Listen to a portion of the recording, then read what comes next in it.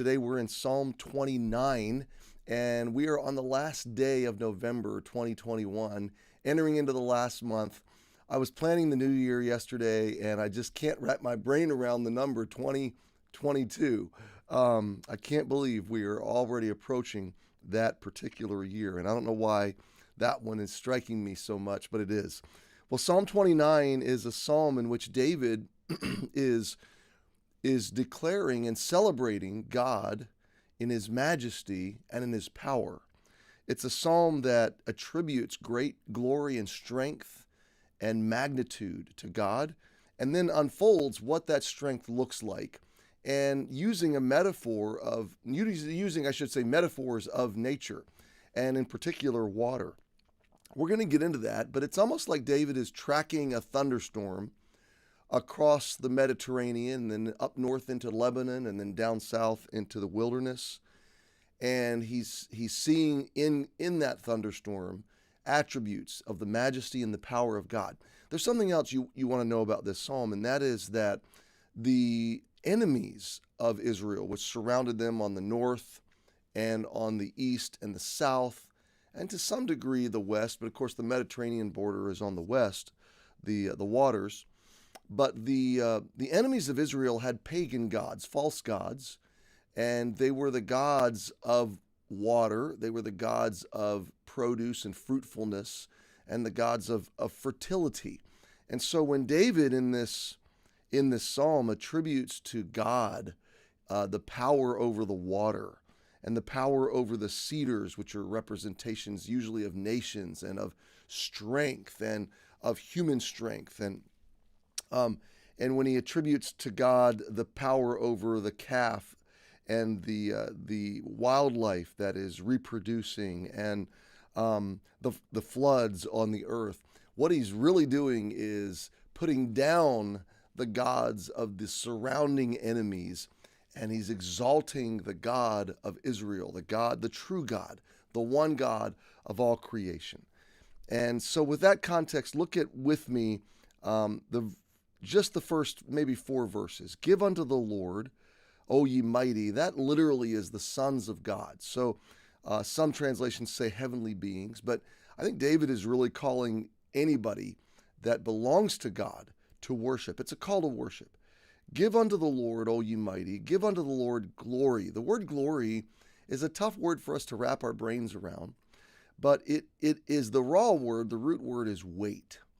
And the bigger concept is splendor, majesty, honor, worth, value, magnitude. And so the idea, I like to think of it in a 21st century vernacular of that which we celebrate or highly esteem or value and attribute great worth to.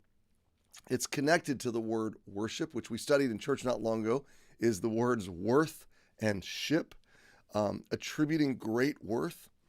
And so to give God glory is to give him, it's to attribute to him his true magnitude, his true worth, his true prominence and preeminence and splendor and majesty. And it is by virtue of that to celebrate him to the degree that he deserves to be celebrated.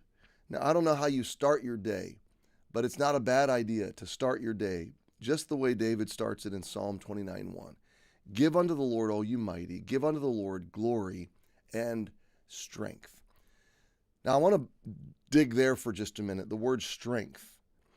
It's our temptation to wake up, and the word here is a strength in a variety of applications: force, security, praise, boldness, loudness, might, power.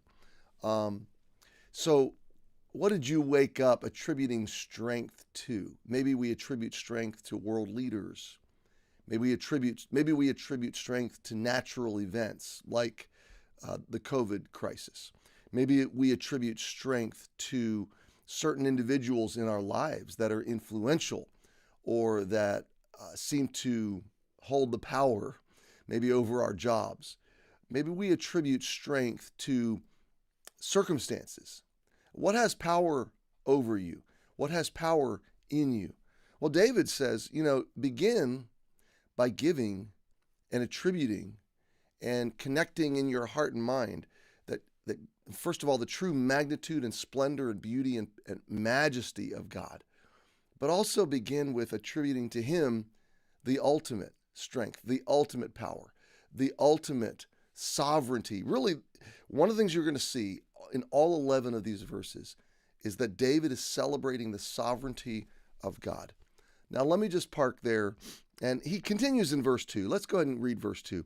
Give unto the Lord the glory, there it is again, that is due unto his name. And we've seen in Hebrew poetry that the phrasing, the construct is often one phrase repeating the previous phrase, restating it differently or in some different sense, or stating the opposite. A lot of times there's either a synonymous sense or an antinomous. Is that a word? It's the opposite. It's the polar opposite. So give unto the Lord the glory due unto his name. Worship the Lord in the beauty of his holiness. And we've unpacked that phrase recently, the beauty of his holiness, that God's perfection and purity is beautiful, and it's worth celebrating, and it's worth being captivated by. Now, coming back to giving to the Lord glory and strength, giving to the Lord the glory he is due, and the beauty that his holiness really reflects. What does all this mean practically for us today? It means that nothing holds our hearts, nothing holds us captive, nothing builds up anxiety and fear that trumps the awe and reverence and captivation of the beauty and the sovereignty and the power and the strength and the celebratory nature of our God. And so today you go through your day, and every day you go through life being held by something.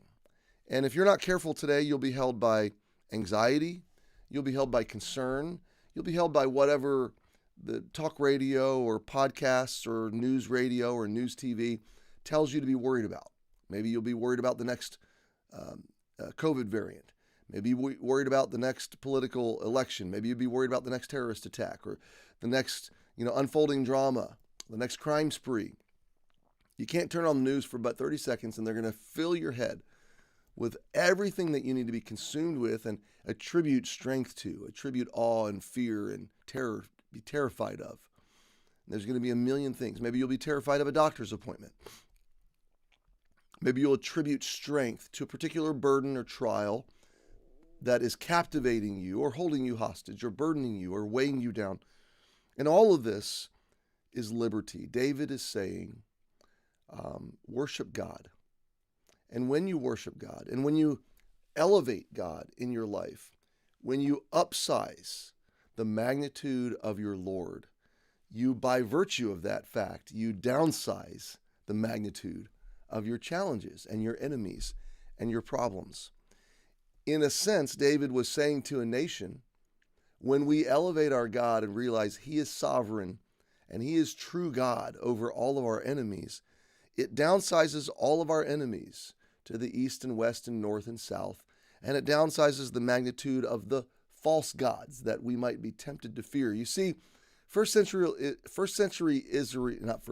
ancient Israel had their own levels of fears and dynamics at play that called their attention away from God, just like we do today.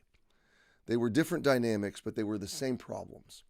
And so I challenge you, I invite you, I encourage you today, not in a mindless, oblivious naivete, not in a senseless delusion, no, but in a more deeply thinking, more truth-oriented, more grounded, more rooted way. Dig your heart and life today into the sovereignty of God and go through today with true joy and true durability and a true sense that your God has gone before you, and give him the glory and the strength that is due his name, because the psalm ends by telling us he's going to give you that strength today. Happy Tuesday, my friends. See you tomorrow.